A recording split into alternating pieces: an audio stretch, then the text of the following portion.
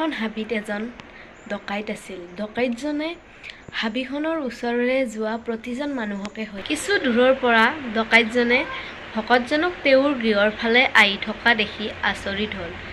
কৃষ্ণৰ একান্ত ভকত হৈ এওঁ ঈশ্বৰৰ নাম লৈ গোটেই জীৱন পুণ্য সাধন কৰিছে।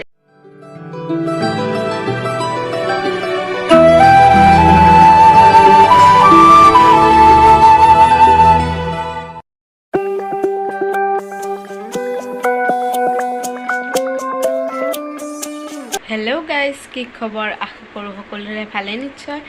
মোৰ SD দাস আছামিজ চেনেললৈ আপোনালোক সকলোকে পুনৰবাৰ স্বাগতম জনালোঁ। আজি মই আপোনালোকৰ মাজলৈ আন এটি কাহিনী লৈ আহিছোঁ, গতিকে স্কিপ নকৰাকৈ শেষলৈকে চাই থাকক। আহক কাহিনীটো আৰম্ভ কৰোঁ। এখন হাবিত এজন ডকাইত আছিল। ডকাইতজনে হাবিখনৰ ওচৰৰে যোৱা প্ৰতিজন মানুহকে হত্যা কৰি ধন সোণবোৰ কাঢ়ি নি অঞ্চলটোৰ এক বিভীষিকাময় পৰিৱেশৰ সৃষ্টি কৰিছিল। কিমান মানুহ যে হত্যা কৰিছিল তাৰ হিচাপ নাছিল। ডকাইতজনৰ হাতৰ পৰা কোনো লোকে হাৰি যাব পৰা নাছিল। এদিনৰ কথা, এজন ভকতে সেই পথেৰে আহি আছিল। হাবিখন পাৰ হোৱাৰ আগমুহূৰ্তত গধূলি হ'ল।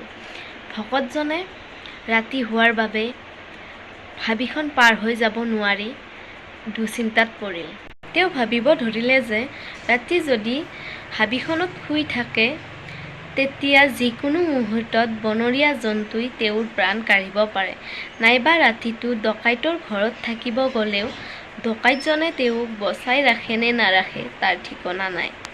কিছু সময় চিন্তা কৰি ভকতজনে ডকাইতৰ ঘৰতে নিশাটো কটোৱাৰ থিৰাং কৰিলে। মনত ভয় শংকা লৈ ভকতজনে ডকাইতজনৰ গৃহাভিমুখী হ'ল।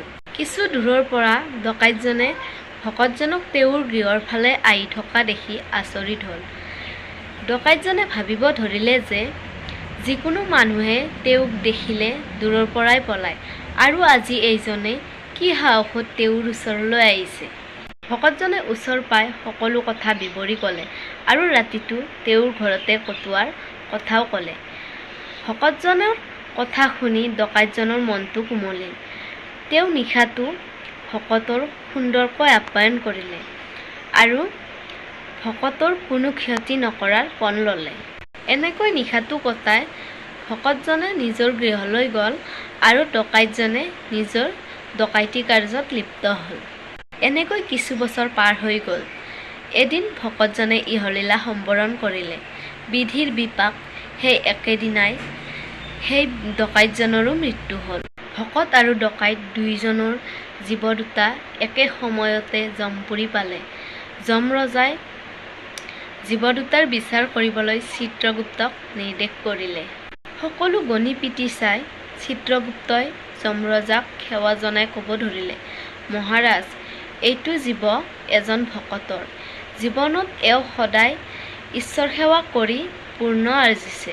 কৃষ্ণৰ একান্ত ভকত হৈ এওঁ ঈশ্বৰৰ নাম লৈ গোটেই জীৱন পুণ্য সাধন কৰিছে। কিন্তু মহাৰাজ, এই ভকতে এটা নিশা এজন ডকাইতৰ ঘৰত থাকি পাপন্য গ্ৰহণ কৰিছে। সেইবাবে এওঁ এদিন নৰকত কটাব লাগিব আৰু বাকী সময় বৈকুণ্ঠত কটাব পাৰিব। তাৰ পিছত দ্বিতীয় জীৱটোৰ বিষয়ে চিত্ৰগুপ্তই যমৰাজক ক'ব ধৰিলে, মহাৰাজ, এওঁ এজন ডকাইত আছিল। মানুহ হত্যা কৰি এওঁ পাপে পাপ অৰ্জন কৰিছে। কিন্তু মহাৰাজ, এওঁ এটা নিশা এজন ভকতক অন্ন খুৱাই যৎকিঞ্চিত পুণ্য অৰ্জন কৰিছে।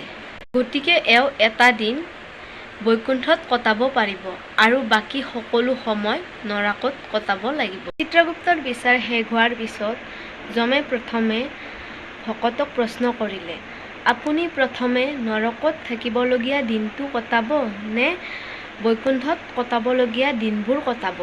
ভকতে মনতে ভাবিলে যে নৰকত এদিনহে কটাব লাগিব, তাৰ পিছত গোটেই সময়বোৰতো বৈকুণ্ঠতে কটাব পাৰিব। সেইবাবে তেওঁ প্ৰথমে নৰকত থাকিবলগীয়া দিনটো কটাব বিচাৰিলে। কথামতে কাম।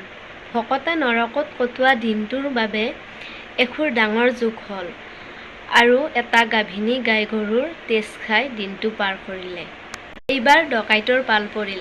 ডকাইতকো একেটা প্ৰশ্নই সুধিলে। ডকাইতজনে ভাবিলে যে তেওঁ এদিন মাত্ৰ বৈকুণ্ঠত থাকিব পাৰিব, বাকী সময় নৰকতে কটাব লাগিব। সেইবাবে তেওঁ প্ৰথমে বৈকুণ্ঠৰ দিনটো কটোৱাৰ সিদ্ধান্ত ল'লে। যমৰজাই ডকাইতজনক নিজৰ ইচ্ছা মতে বৈকুণ্ঠৰ দিনটো কটাব দিলে। ডকাইতে বৈকুণ্ঠৰ দিনটো অকলে কটোৱাৰ বিপৰীতে যিমান পাৰে ভকত বৈষ্ণৱ মাতি আনি দিনটো আপ্যায়ন কৰিলে। ডকাইতৰ এনে কাৰ্যত সন্তুষ্ট হৈ ভকত বৈষ্ণৱসকলে মূৰৰ চুলি ছিঙি আশীৰ্বাদ দিব ধৰিলে। এইবাৰ চিত্ৰগুপ্তই লাহেকৈ যমৰাজক ক'ব ধৰিলে, মহাৰাজ, এটা আশ্চৰ্যকৰ কথা হ'ল। ভকতে এটা দিন নৰকত থাকি গাভিনী গায়ীৰ তেজ পি ইমান পাপ কৰিলে যে তেওঁৰ সকলো পুণ্য এদিনতে কটা গ'ল। গতিকে ভকতে বাকী সময়খিনিও নৰকত কটাই পাপখণ্ডন কৰিব লাগিব। আৰু মহাৰাজ, ডকাইতজনে এদিন মাত্ৰ বৈকুণ্ঠত থাকি ভকত বৈষ্ণৱক আপ্যায়ন কৰি ইমানে পুণ্য অৰ্জন কৰিলে যে তেওঁ বাকী সময়খিনিও বৈকুণ্ঠতে কটাব পাৰিব। শেষত ভকতে নৰক পালে আৰু ডকাইতে বৈকুণ্ঠ পালে। কাহিনীটোৰ পৰা আমি এটা গুৰুত্বপূৰ্ণ পাঠ শিকিব পাৰিলোঁ।